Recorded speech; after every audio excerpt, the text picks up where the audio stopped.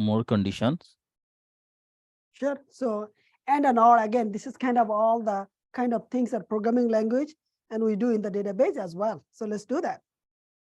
Okay, so here like here we can see that we can put the clause, where clause, and by that we can get the specific data.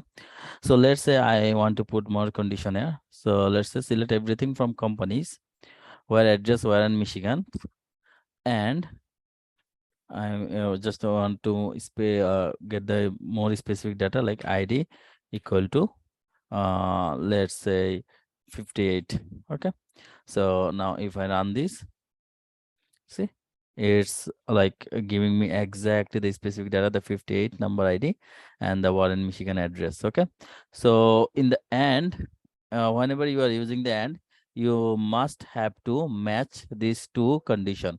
Like here, if you put her some data like ID like 250, something like this, if you run this, see, it's not giving you the value because it's matching the Exactly. one in Michigan, but it's not getting any value of the ID 250.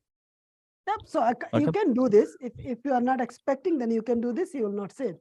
If you do not see on the front end, you are not expecting in the back end, the database as well. You're good. So that's the how specific you can. So and has a good relationship. Okay. So now like if you want to, okay, if you want to, let's say like, okay, you know that either one condition, if it's true, then you will get the data for this type of thing. You can put the, instead of the and, you can put the or. So it will either, it will match this one or this one. Okay. Yep. So if I run this, here you can see I can get all the one in Michigan, though I don't have any ID 250. See, even if I give here any specific like 160, something like this, and we have this, and if I run this, so it's giving me all the one in Michigan and also giving me the 160, this one. So that's the and Okay, or. so this is how we can use and or